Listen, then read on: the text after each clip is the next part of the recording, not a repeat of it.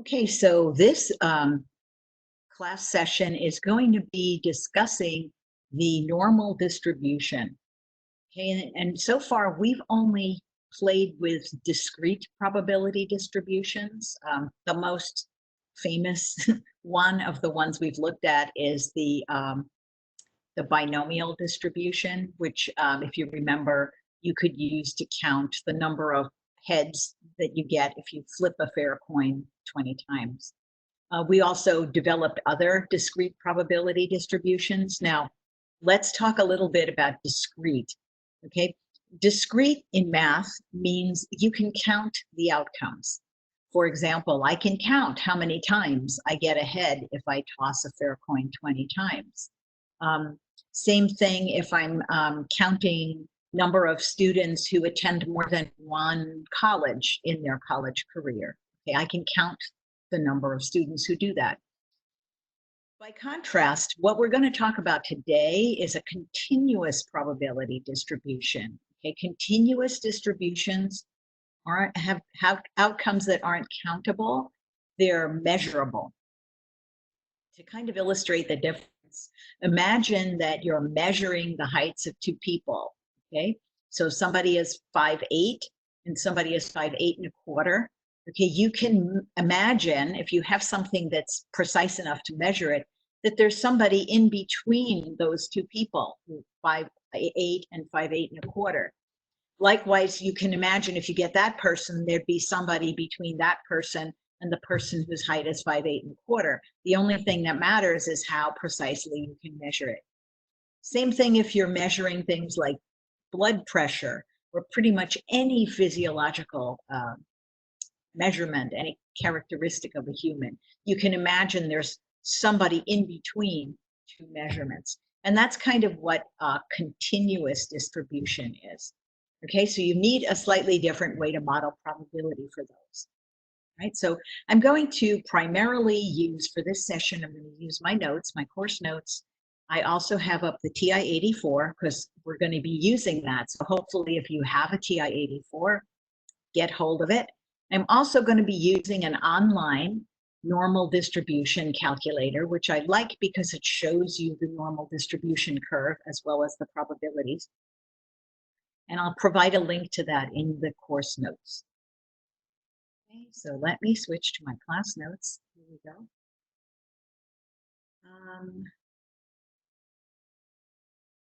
Okay, so is everybody, I'm going to bring up for some strange reason, I cannot see those. I need to share that with you. So let's share my screen.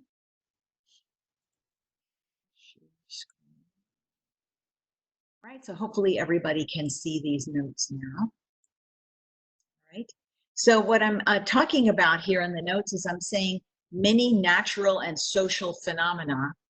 Okay, so natural are things in the real world, like people. Okay, social phenomena, same thing. People use continuous, okay, if you measure the outcomes, you're going to get continuous probability distributions. Okay. Another set of examples I put up here is the amount of time bank tellers spend on each transaction, okay, or how tall the average college woman is. Okay, so again, a lot of these continuous probability distributions are approximated by a bell-shaped curve. What that means is there's a lump in the middle of this curve where most of the outcomes cluster, right? So if you were to say the average height of the average American woman is 5'5" or 5'6", then most women, okay, probably about half of them, would be close to that in height. Of course, there are going to be some of us who are on the low end, some of us who are on the tall end, okay, but the vast majority will be around that height, okay? So again, other names for a normal probability distribution, okay, are a bell curve, you may have heard that term, or a Gaussian probability distribution, which is named after the mathematician called Friedrich Gauss, who came up with the basic characteristics of the distribution. Okay, so although each curve looks a little bit different, they all have these properties. Okay, the highest point, okay, the top of the bell is right above the population mean. Okay, and I'm using the word mu here because I'm talking about population mean. Okay, the curve is symmetric around that vertical line. Now, this is true for distributions that are not what are called skewed. Okay, some distributions that are normal distributions are pulled to one side or the other. So it kind of looks more like a wave about ready to crest. Okay, we're not talking about skewed distributions in this class. We're just talking about pretty much ordinary normal distributions. And if you're talking about those, the curve is symmetric about the middle. Okay, so you could take the two halves of the bell and fold them in on each other and they'd match up. Okay, so what does that imply? It implies the mean and the median are in the same place in the distribution. Okay, there's no outliers on either side.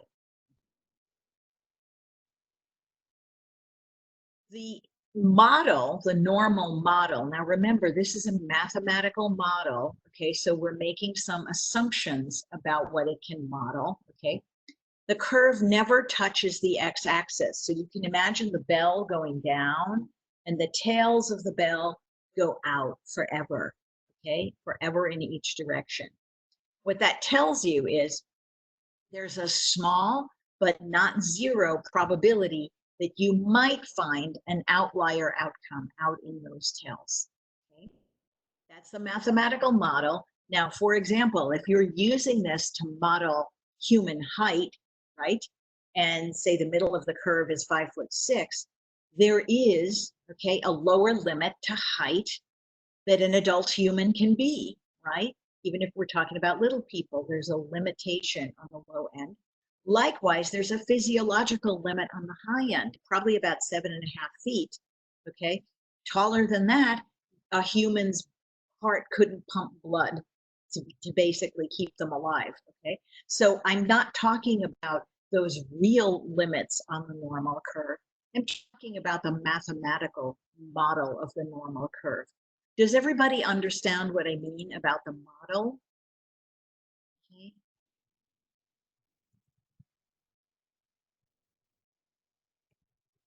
Okay, so I'm asking you a question in the chat. Does the idea of a model make sense? Okay, even though the real world might have constraints that the model doesn't have. Okay, it's important when you're using any kind of a mathematical model, okay, on the real world, that you're aware of what assumptions are built into the model. Okay. All right, I'm not seeing anybody with any questions about that, so I'm going to close the chat. The most important thing to remember, well, one of the most important things about the normal curve is since it's a probability distribution, okay, all of the possible outcomes probabilities have to sum to 1. What that means is, if you look at number 4, the area between the curve, okay, and the x-axis has to sum to 1, okay? And that agrees with the characteristic of a probability distribution, namely that all of the outcomes probabilities sum to 1. Now, you might remember from MAT218, okay, if I want to sum the area under a curve, I would integrate it, okay? So if you integrate your normal distribution, okay, the area between x and the curve, you get a 1, okay, for that area. So that's what that's telling you. Okay, so let's talk a little bit about normal probability.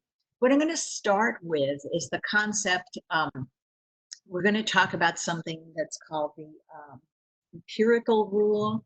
Okay, and it's basically a way to estimate normal probabilities. Okay, you have normal probabilities built into your TI-84. I'm going to show you another calculator online that you can use, and I'll even bring up a normal table, which is an old school way to calculate normal probabilities. Okay. All right. So the area under a normal curve, a bell-shaped curve, from one value of x to another value of x, is the probability that you'll find data between those two X values, okay? So for example, if I'm interested in heights of humans, like college women, and let's say I want to know what's the probability that I'll find a random American woman who has a height between 5'4" and 5'7", okay? I'm asking you for the area under that normal curve between 5'4" and 5'7", okay? It's going to be a fraction between 0 and 1, because it's the probability that any random woman I pick from the population will have a height between those two values, okay? So it's important to connect area under a curve with the idea of a probability, because remember, the total area under the total normal curve sums to 1. Okay, so an approximation of the percentage of the area under a normal curve between given standard deviations. Remember, we talked about those, right? Plus or minus 1 standard deviation, plus or minus 2, plus or minus 3, which is something you would know about a normal distribution. You would know its mean and its standard deviation. You can use those two pieces of information to estimate what percent of the area is between any two standard deviations. And this is what's called the empirical rule, okay? Now, again, it's going to assume you have a normal distribution with a mean of 0, see mu equals 0, and a standard deviation of 1. That type of a normal curve, where it isn't very useful in real life, it's called a standard normal distribution, okay? It's what the distribution in your calculator defaults to. It's what all the normal tables default to. And if you want to change what they default to what you have, there's a process for doing that, okay? But let me just show you what I'm talking about, okay? Unfortunately, the blue lines are not showing very clearly, but I'll try to trace them with my mouse here. Okay, here is my standard normal distribution. My population mean mu is in the middle. And what I'm saying here is this mark is 1 standard deviation above the mean. This is 2 standard deviations above the mean, 3 standard deviations above the mean. On the left side of the mean, I have 1 standard deviation below the mean. That's what the negative sign means. 2 standard deviations below and 3 standard deviations below. Okay, you can see the bell curve. My arrowheads mean that the curve goes out forever in those directions, okay? But let's see what the empirical rule is telling us. It says between 1 standard deviation below and 1 standard deviation above, you should find 68% of your population, okay? So what that's telling you is the bulk of your population is between 1 standard deviation above and 1 standard deviation below in a normal distribution, okay? So again, you can see down here, I'm kind of explaining it as we go along. Okay. Also, if you go out 2 standard deviations from the mean, okay, so if you go out here to +2 and -2, you can see that slightly larger box, okay? That's containing 95% of all of the data in your population. It's between -2 and +2 standard deviations. If you go out yet 1 more standard deviation to +3 and -3, you have almost all, or 99.7% of all of the data in your population. So if you think about it, 0.3% of your data is split evenly between these two tails, okay? So you have 0.15% of your data. Think about what that means. That's a little more than 0.1% is greater than 3 standard deviations above, and 0.15% is out here in the left tail, less than 3 standard deviations below. Okay, I'm going to open up the chat and I'm going to ask you, does the empirical rule make sense?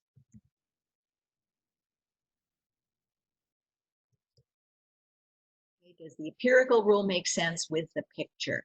Is everybody understanding what I'm describing here? If you would just kindly type in either a yes or a no, that would be great. Okay, I need to hear from all of you.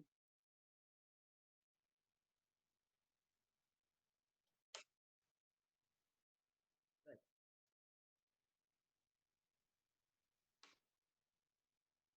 Okay, terrific. Right? And again, it makes a lot more sense with numbers in it, so we'll get to that in a minute. Okay, I just want to make sure the basic principle makes sense to you, okay? And again, the thing to remember is the bulk of your area is going to be snugging up against your mean, between one standard deviation above and below. Okay, here's an example. All right, suppose we have 6-month-old babies, okay? And we have some information that tells us they're normally distributed. Now, of course, they would be, because it's a physical characteristic of humans, right? And almost all of those are normally distributed within a population. Okay, so they're normally distributed with a mean of 16 pounds and a standard deviation of 1.5 pounds. What percentage of babies have weights between 16 pounds and 17.5 pounds?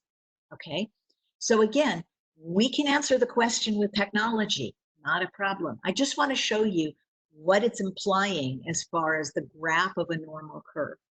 Okay, so I'm going to build the normal curve. I'm going to put the mean and the weights that correspond to the standard deviations. Okay, it's important to understand the picture. They told me the population mean for 6-month-old babies was 16 pounds.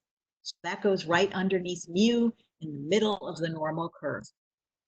Then they told me the standard deviation, like the amount of spread, okay, is 1.5 pounds. So what that means is if I go up from the mean in terms of standard deviation, so +1, I'm going to take the mean weight and add 1.5 pounds to it. So the weight that corresponds to one standard deviation above the mean is 17.5 pounds. If I want to go up another standard deviation, okay, to +2, I need to add another 1.5 pounds. So 17.5 plus 1.5 brings me up to 19 pounds. So that means a baby with a weight of 19 pounds, a 6-month-old baby, is 2 standard deviations above the mean weight. Going up yet again, okay, to 3 standard deviations above, okay, I would take 19 and add 1.5 to get 20.5 pounds. On the other side of the mean, all I have to do, okay, to get 1 standard deviation below the mean is to subtract 1.5 pounds from the mean weight, okay? So 16 minus 1.5 gives me 14.5 pounds. Same way going down another standard deviation to -2, I take 14.5, subtract 1.5 to get 13. And to go 3 below, I'd subtract 1.5 again to get 11.5 pounds.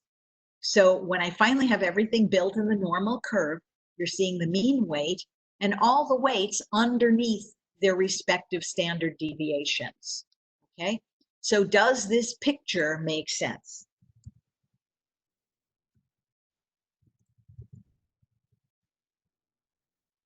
Okay, does the picture make sense? Anybody have any questions about how I got either the standard deviation numbers or the weights that go below them? Okay, this is important to understand, okay, if you're going to use normal for anything. Okay, good. Again, remember, you're always welcome to put a question in the chat. I'm keeping it open from time to time just so I can make sure you're following okay. Okay, now we said we want the percentage between the mean, between 16 and 17.5. Well, we know that the percentage from the empirical rule, we know that between -1 standard deviation and +1 standard deviation, we've got 68% of all of our population. Now between 16 and 17 and a half, that's half of that, right? It's only going from the mean up to one standard deviation above. So we can say there's about 34% of the babies will have a weight between 16 and 17.5%. Okay. Does everybody understand how I use the empirical rule to get that value?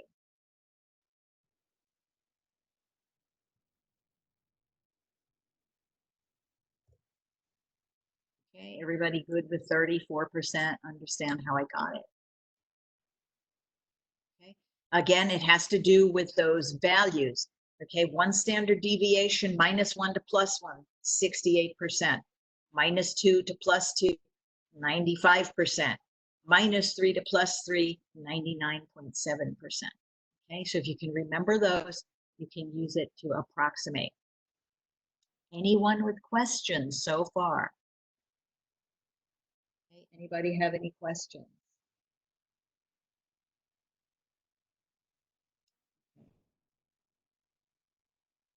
Let me show you how you would figure, okay, wait, we've got to wait. Okay, we'll wait. Take a minute.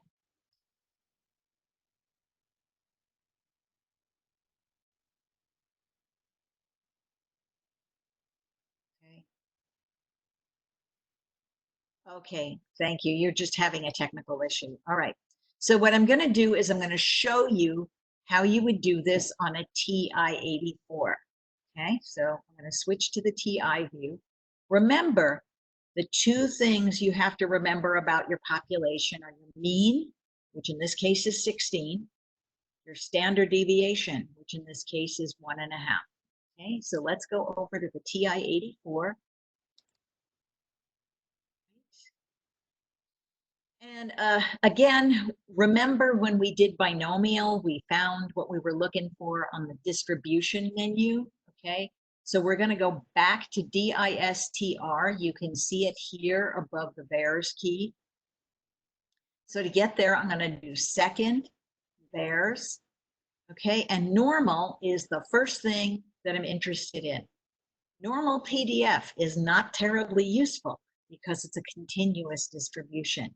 You almost always want ranges of values, okay, for your distribution. So I'm going to go to normal CDF, which is the second option. Okay? So I'm going to select that, and it's going to give me some values, okay? Now, let's clear this and we'll talk about the values. Okay, if you have older software or an older TI like an 83, okay, the order that the parameters are in for normal CDF is the low value you're interested in, the upper value you're interested in, then the mean of the distribution, which is mu, and the standard deviation of the distribution, which is sigma, okay? So that's what these parameters are to normal. Notice it's defaulting to a standard normal distribution with a mean of 0 and a standard deviation of 1. Okay? So in this case, I'm interested in babies that have a lower, okay, a lower weight of 16. Okay, that's the smallest weight I care about. And the highest weight I care about is 17.5. So I was interested in babies that weigh between 16 and 17.5 pounds. But I have to change the mean. The mean of this distribution is 16. And the standard deviation is 1.5. Okay, so just type in what you know is the mean and the standard deviation. Then arrow down to paste. It'll paste it in your window. Okay, which again, you can see here. And then just hit enter to run it. Remember, we should get a value that's around 0.34. You can see you get a value that's around 0.34. Remember, the empirical rule is approximating this value. Okay, so if you want a more accurate value, you're going to use technology. Unfortunately, a lot of educational software like my MATLAB will bring up a normal table.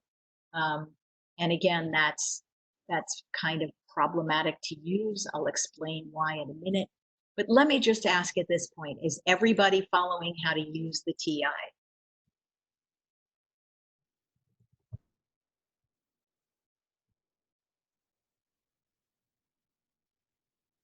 Okay, is everybody? You got 0. Okay. Are you sure you didn't put the same value for upper and lower? Okay. Let's go back and take a look at how we did that. I went to second, distribution, pick normal CDF, and these are the values you should have in. Okay, lower 16, upper 17 and a half. If you do use the same for upper and lower, it's going to tell you, yeah, there's no area between those two because they're in the same place. Okay. Anybody else? Are you okay with the TI for normal CDF?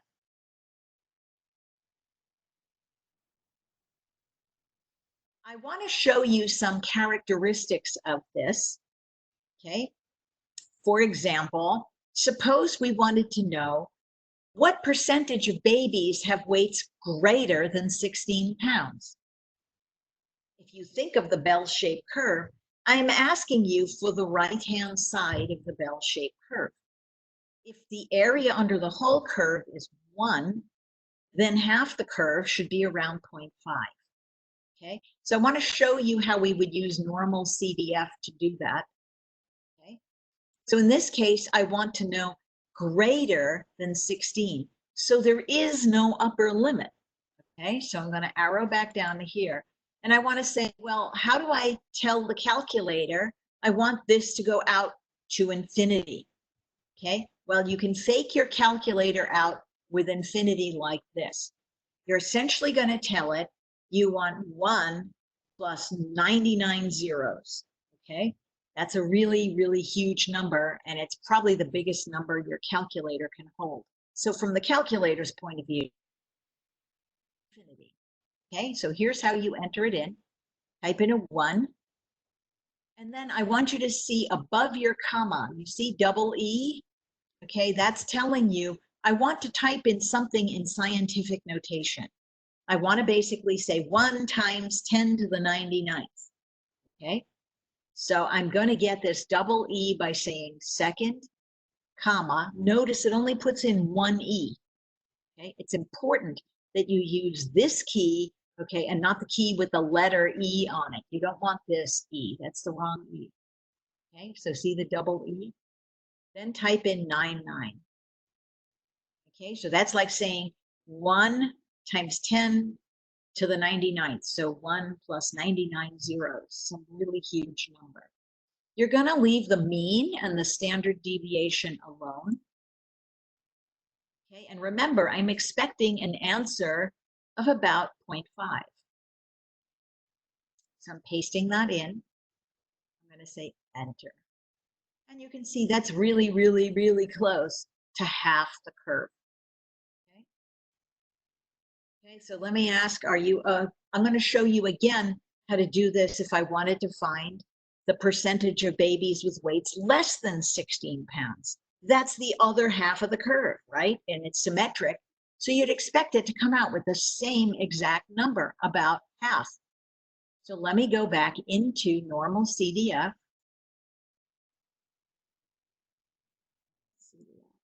This time, I want to know what percentage, oh gosh, hold on. I want to know what percentage of babies are, and it won't let me move the cursor. Okay, what percentage of babies are below 16 pounds? So that means my upper value that I'm interested in, the heaviest weight I'm interested in is 16. And I'm interested in the left-hand part of the curve that goes all the way to negative infinity. Well, so how do I tell the calculator about negative infinity? Well, it's the same way I told it about positive infinity, except I put a leading negative sign in front. Okay? So my lower bound is going to be negative infinity. I put leading negative sign here. Then 1. Then this double E that means scientific notation. Second, comma, 99. That's the lowest I want it to go. And then the highest weight I care about is 16. Okay, so here's negative infinity. It looks just like positive infinity with a negative sign in front.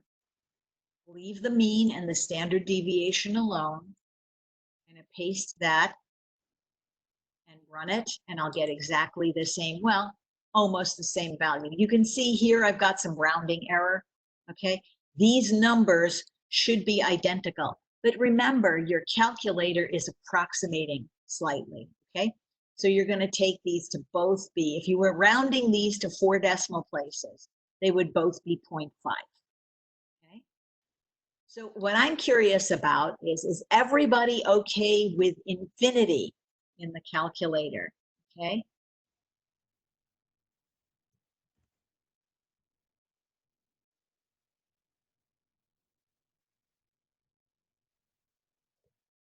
Okay. Everyone okay with entering infinity? Okay. And that's 1 E99 or negative 1 E99. Okay. Everybody okay with that?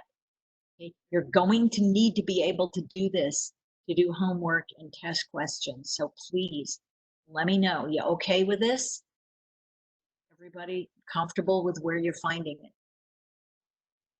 I'll wait a minute for some answers.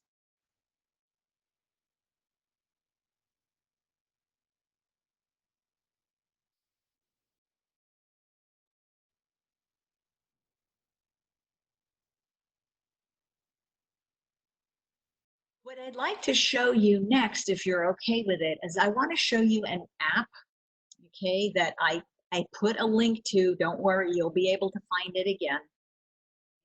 So this is your TI, because I know a lot of people are comfortable with the TI. Let me go back here and switch to this app, normal distribution app, okay? This is on a website called Online Statbook, okay? And what I like about this app is it'll do normal calculations like normal CDF, but it will also show you the normal curve. And I think it's important from the point of view of understanding what's happening to see the normal curve, okay? So it defaults to a standard normal. You can see your mean of 0 and then your standard deviations +1 here, -1 here. Let's see if I can use it to do the baby weight calculation. I'm going to put the mean of 16 pounds in as my mean, my standard deviation of 1.5 here. Okay. And then I'm going to clear all this stuff, right? Because those were for my standard normal. Okay. And now you can see it drew the same normal curve I drew in my notes, right? I initially wanted to find the percentage of babies who had weights between 16 and 17.5. Okay, so hopefully once I tab off, it'll show you where that is in the normal curve. And down here in this box, it's showing you the area or the probability, 34%, which is roughly what we calculated with normal CDF. We got about 34% with the empirical rule, right? Okay, let me do the other ones just so you can see how to use this calculator. Okay, I'm going to leave mean and standard deviation alone. And this time I want to show the percentage above 16 pounds, tab off, and you can see 0.5, exactly 50%. Okay, let's do below 16 pounds, and you can see the other half of the normal curve, 0.5 is your probability. This is nice because we'll also tell you how many babies are, like above 20 and a half pounds and below 11 and a half pounds. Like say you have a healthy weight range and you want to know what percent of babies are outside that, you would use this option. Okay. I do believe you can also, hopefully, see if I can show you this. Okay. If I put a probability in here and I want to know what values it's between, okay, let's see if I put 0.68, it won't let me do it in the reverse. Okay, it's not letting me do that. Okay, What I wanted to show you too is there is such a thing as an inverse normal, where you can give it a probability and it'll tell you from the left-hand side of the curve up to a certain weight where the probability is. Okay? This calculator is not letting you type it. Okay? So you can only give it scores and it'll tell you probability. Okay? Let's stop and ask everybody okay with this calculator.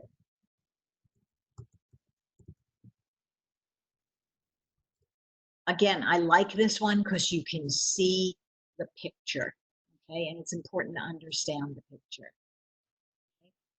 Now, what I want to tell you about normal tables, because most students have a terrible time with normal tables, is normal tables assume you are starting on the left end of the curve and they are only giving you up to, from the left up to a certain value, okay?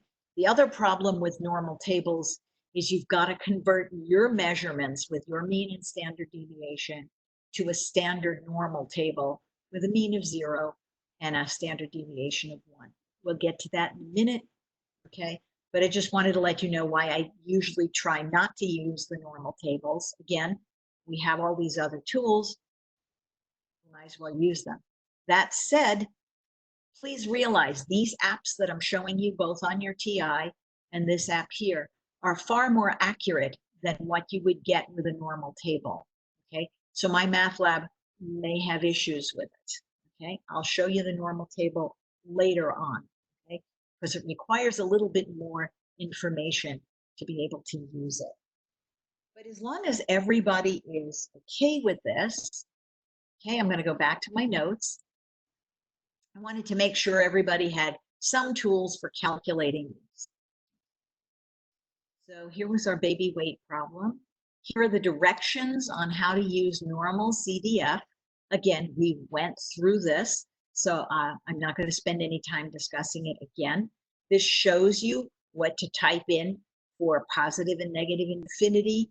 Okay, again, please make sure you are using the right key to get the E. It's the shift above your comma.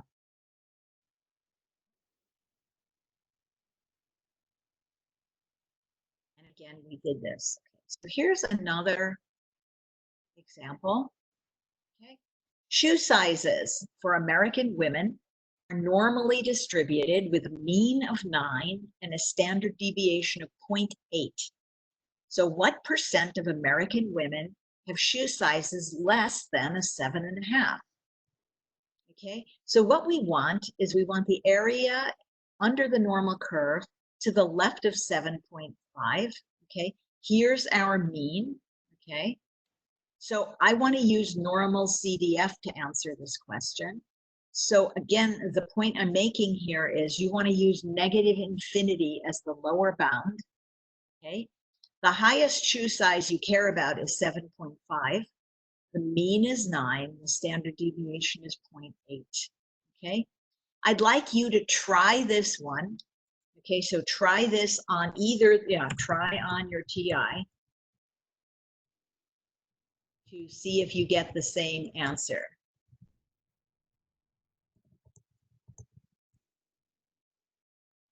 Okay, so try this one, okay, and see that you get the same value. Okay, once you get it, just type in the chat box, got it, okay?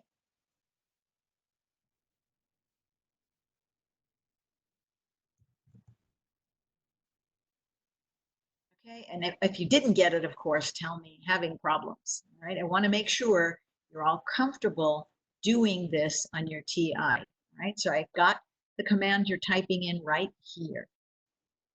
Okay, we'll take a minute and we'll wait for folks to get this answer.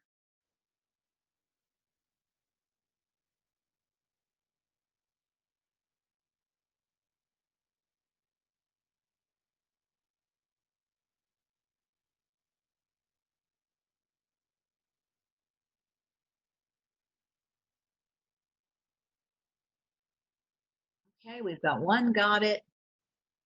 Again, I want to make sure you can find where the distribution is and you can enter in that negative infinity. Okay, it's leading negative sign at the bottom, 1, and then shift comma to get the E. Okay, we need a few more got it's before we can move on.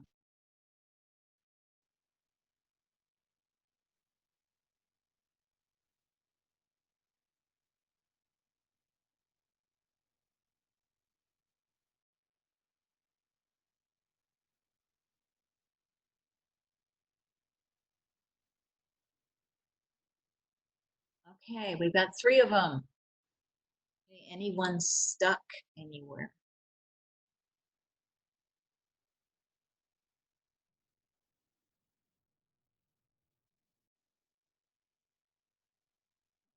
Stuck? All right. I'm not hearing anybody stuck, so that's good. All right. Again, this is one of those things that's you just use it, okay? The more you use it, the more comfortable you get with it. And it's, again, very important to understand how the picture of the normal curve corresponds to the probability you're trying to find, which is the area between the upper and lower. Okay. Here's another example of normally distributed values. Okay. Blood cholesterol among American men is normally distributed with a mean of 205, and this is just what it's measured in, milligrams per deciliter, okay? And a standard deviation of 37.8, okay? What percentage of American men have blood cholesterol levels between 195 and 210? Now here's my picture, okay? I'm being asked for a percentage between 2 values, okay? So I have an actual high and an actual low value. All right, so here's what you're going to type into your TI. Please try this one.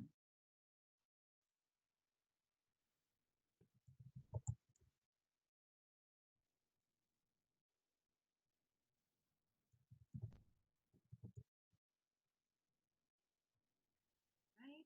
And do the same thing. Please type got it once you get the answer.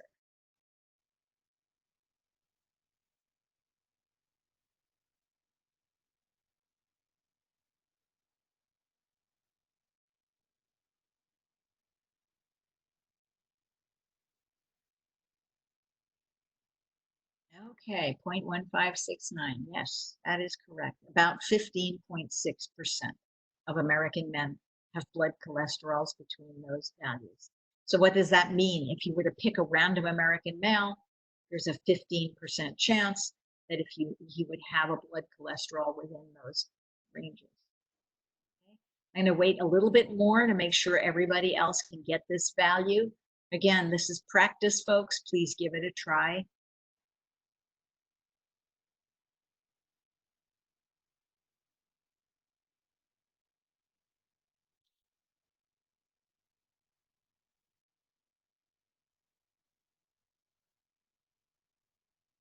Okay, we'll wait another little bit, a minute. Okay, so please, again, type your answer in or type got it.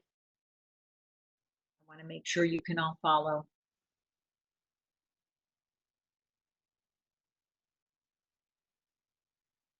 Okay, good. Another got it.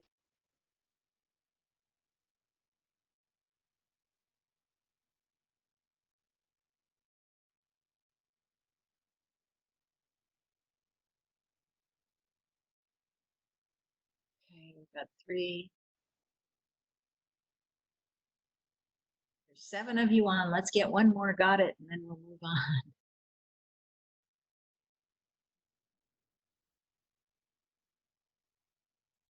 All righty. Thank you. Okay, good. Here's another example, and I'm showing you this one so you're comfortable with the wording of it. Body mass index, which is sometimes abbreviated as BMI, among a population of 50-year-old women is normally distributed with a mean of 29 and a standard deviation of 6. Find the probability that a randomly selected woman from this population has a BMI greater than 30. Notice that this is worded a little differently from the rest. All of the rest talked about find the percentage of population. Okay, what percentage have a blood cholesterol between? This is saying find the probability that a randomly selected woman from this population has a BMI greater than 30. That's the same as asking what percentage of the population has a BMI greater than 30. Okay, so asking you to do the same thing, but it's worded a little differently. Okay? It's asking you to find the probability, if you picked a woman at random from this population, that she would lie, her BMI would be between 30 all the way out to whatever the human limit is. Okay, so again, you're going to use this sort of a normal CDF. So again, last one for a while, I promise. Try this one.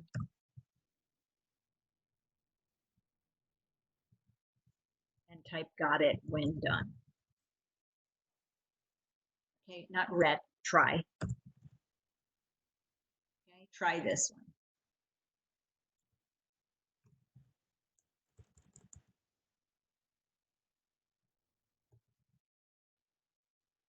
Okay, make sure you can get that positive infinity. We should get an answer of about 0.43, so about 43%. Okay, so I'll wait a bit.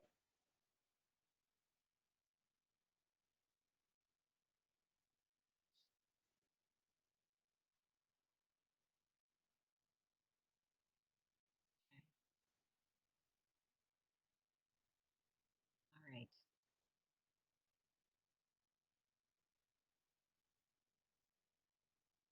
Okay, we'll wait a little bit longer for 2 more folks.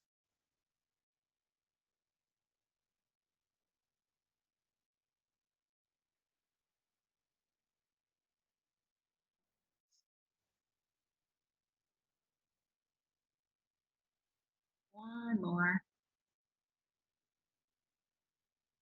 Just good. Thank you so much. Just want to make sure the majority of you are able to do this. Okay. Again, this little e is a shift on your comma key, and it's all it's saying is scientific notation. And this number, if you want to think about it, it's 1 times 10 to the 99th. That's 1 with 99 zeros. So it's probably what you used to call a bajillion when you were little. Okay, it's the biggest number your calculator can hold. So the calculator treats it as if it's infinity, and it gives you the right probabilities. Okay.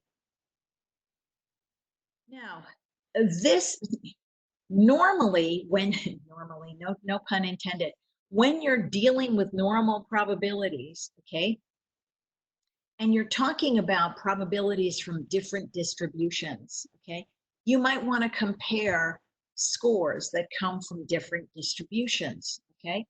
In order to be able to do that, you have to standardize the scores, okay? So in other words, remember we talked about a standard normal distribution with a mean of 0 and a standard deviation of 1, okay? How do I go from my normal distribution, like my baby weights with a mean of 16 and a standard deviation of 1.5, how do I compare that with maybe another distribution of baby weights from a different country? The way you do it is you have to translate your scores to things called z-scores, okay? So z-scores are representations within a standard normal distribution of the distribution you're caring about. So let me kind of motivate how, why we would care about this with an example, okay? So let's say we have Alex here, and Alex earns a 66 on his vocabulary test, and that test has a mean of 60 and a standard deviation of 3. Okay. He also earned a 75 on a math test, and that test also has a mean of 60 and a standard deviation of 15. Okay. Just from looking at the means and standard deviations, can you tell me which test has more variation in the scores?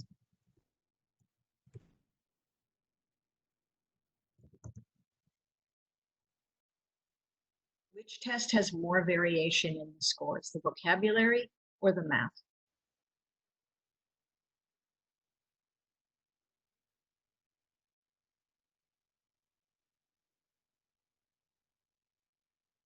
Okay, remember which statistic tells you about variation. Okay, the mean on both these tests are identical. So you need to look at standard deviation.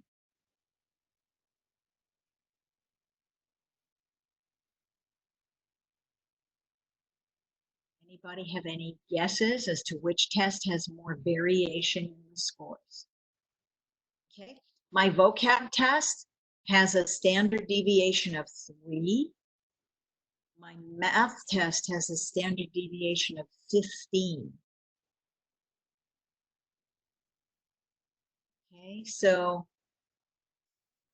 the one with the bigger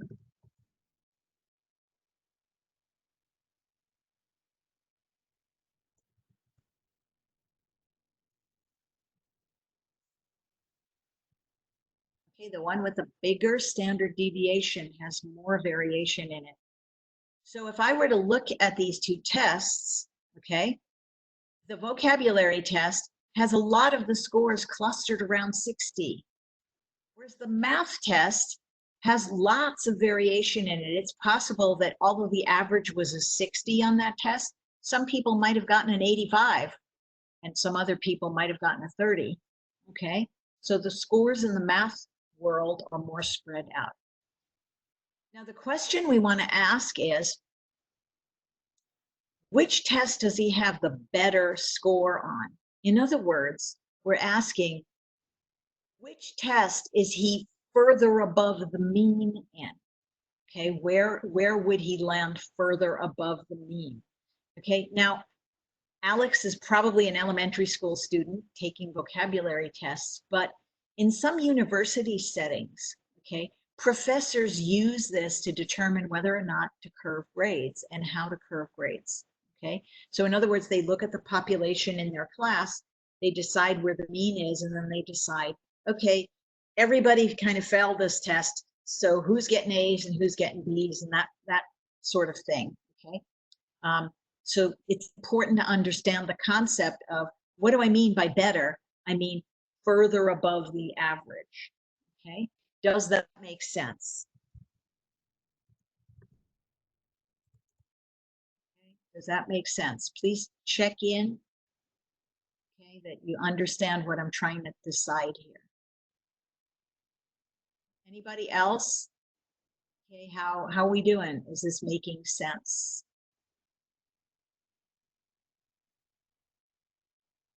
Right, if you just type a yes or a no, know if this is good to go or if we need to explain some more. Good. Okay, so what we're going to do for Alex's test scores, we're going to take his 66 on his vocabulary test and his 75 on his math test, and we're going to compute what's called its z-score. Okay, so the answer to the question depends on how far away from the mean or average score Alex's scores are. Okay, so we're going to compute his z-score on both of these, and then you can compare the z-scores. Okay, whichever test he has the higher z-score in, that's what he did better on. He's higher above the average in that class. So for any normal distribution with a mean of mu and a standard deviation of sigma, the z-score for whatever x value, whatever score you're interested in, is computed like this. Okay, you take the score, you subtract the mean, and then you divide that by the standard deviation. Okay, so this is how you standardize a normal score. Okay, essentially what it's going to give you is it's going to give you a standard deviation on that normal distribution with a mean of 0 and a standard deviation of 1. Okay, so let me show you how we do that for Alex. Okay, so here's Alex's vocabulary test. He earned a 66 on that. The mean was a 60. Okay, so that's a difference of 6 units. then we're dividing by the standard deviation for that test, which was a 3. So his z-score is a 2 for his vocabulary test. He is 2 standard deviations above the average in that class with a score of 66. For his math test, okay, his score was a 75, and the average in that class was a 60, so there's 15 points difference. The standard deviation for that population, though, was 15. So I have 15 divided by 15, that's 1. So Alex's 75 is 1 standard deviation above average in that class. So you can see his vocabulary score of 66 is actually more impressive than his math score of 75, okay? His vocabulary score is 2 standard deviations above the mean, okay? Your z-value is positive when it's above the mean and negative when it's below the mean, okay? And his math score is only 1 standard deviation above the mean. So technically, he got a better score on the vocabulary test, even though it was numerically lower than his score on the math test, okay? So essentially what this is telling you is how many standard deviations or above or below the mean a given value is, okay? Let me stop at this point and ask if this makes sense.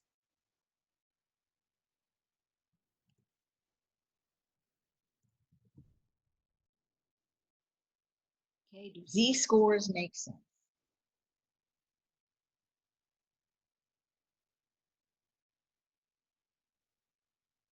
Okay. All right. So basically, a lot of the homework, now that we've talked about z-scores, I can talk about the normal tables, okay? A lot of your homework problems ask you to use a normal table, okay? You can use normal CDF because it's more accurate, but if you're having problems because, again, it's asking you, it usually will ask you to round the probabilities to 4 decimal places, okay? You need to compute z-scores in order to use a normal table, okay? Let me bring up the normal table briefly just to show you how it's structured. I'm telling you, use normal CDF, okay? It's faster and it's less painful. But again, if you're having issues with rounding or things like that, or you're struggling with a problem, please email me.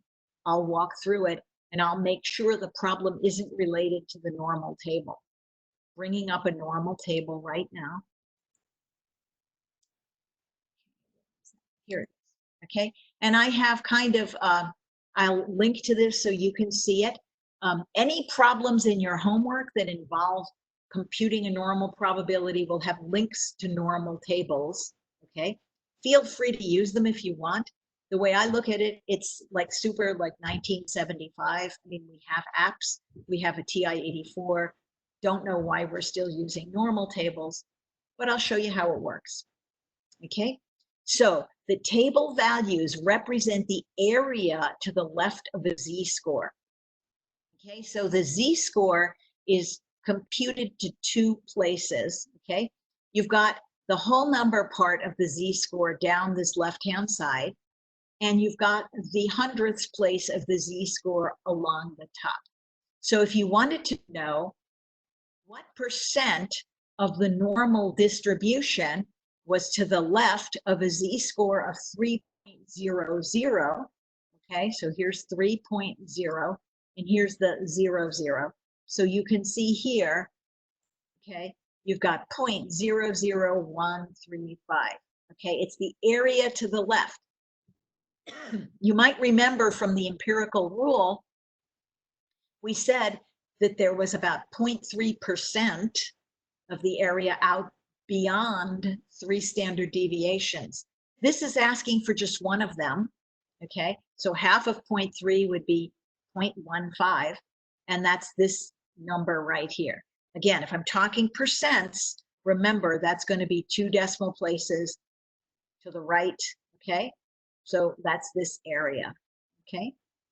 I'm just going to slide down to show you a little bit more.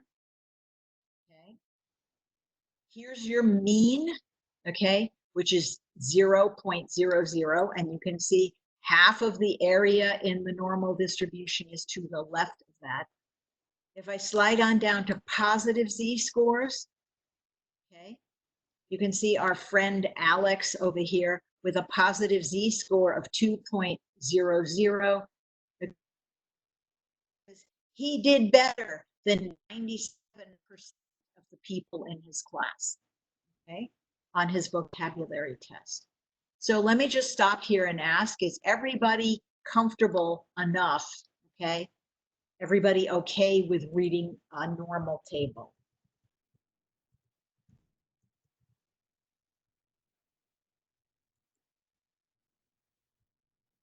Okay, if not, ask a question, okay, about how you find the values. Just please remember, this is tedious. If you want to find the area between two z-scores, okay, you need to pick the high z-score first, then the low z-score, and subtract low from high, because all of these z-values are giving you area to the left of the curve. So again, it's clunky for finding areas between. Use normal CDF. Okay. All right. Anybody questions in general? Any questions on computing normal probability? Questions on computing normal? So again, this is the old school method. When you take the GBS class, that's a statistics based, what is that, GBS 221, they may ask you to use normal tables in there. Just remember, all of these apps and your TI-84 are out there. You're perfectly able to use those as well. You might need to be able to show that you can do it with a normal table, but you can still get the answer with technology. Okay, so I'm assuming no questions. I just want to show you one more thing before we end for today, and that is an inverse table. Okay.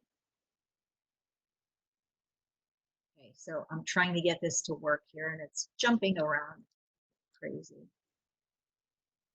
Okay, there is an inv norm function on your TI-84 distribution menu, and it'll give you a z-score that has a specified percentage of the area to the left of z, okay? So for example, I've run this inv norm command. I gave it 0.75, 0 for the mean, 1 for the standard deviation. It tells me 67% of the curve's area is to the left of that z value. Okay. Let me show you inv norm on the TI-84. Okay, and then we can maybe play with it a little. Okay, so here's the example that I actually had in my notes. Okay, inv norm is on this distribution menu, so second distribution. It's right underneath normal CDF and PDF. So think about what this is. These are an inverse normal function. Normal, PDF and CDF, is essentially returning a probability, okay, of a value that's between two scores or, you know, on the tails. Here, you're giving it the probability, the area, and you're asking for the z-score back. Okay, that's the difference. So I'm taking inv norm. It says, okay, what area do you want to know? Okay, that's the z-score for. I said, I want to know what z-score has 75% of the area to the left of it. Okay, and that's if I have a mean of 0 and a standard deviation of 1. Okay, feel free to play along. And that tells me the z-score is 0.6744. Okay, so it's almost like 1 standard deviation above the mean. Okay, if you think about it, okay, we said that half of the distribution should be to the left of my mean, and half should be to the right of my mean. So if I use in norm and I put in 0.5,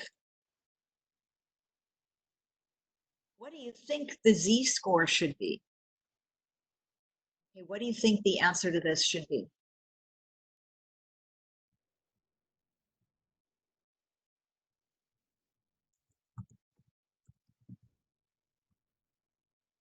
What is the z-score? And Joanne's saying 0, okay, which is right. 0 is the z-score of the mean, okay? So let's give that a try.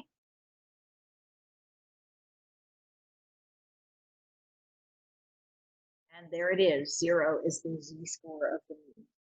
Okay. So again, I took some notes. I'll bring up this sheet just to show you. Okay, we didn't actually use this, but I'm describing the normal probability distribution. I'm giving you some other names for it.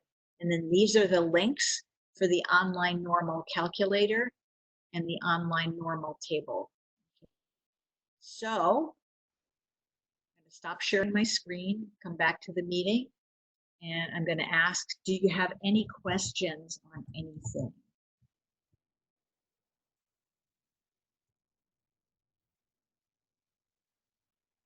Anything about the normal distribution? Anybody have questions about anything? Just one last check-in. Just give me a yes or a no. All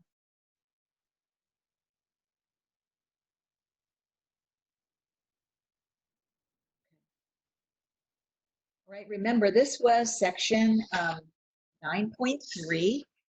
Okay, so you should be able to do all of the homework for 9.3. Okay, and what I'd appreciate it if you could give it a try. And if you're having any trouble getting the normal probabilities to work, please send me an email from inside that question. You go to the help menu on the top right and you pick the last one that says ask my instructor.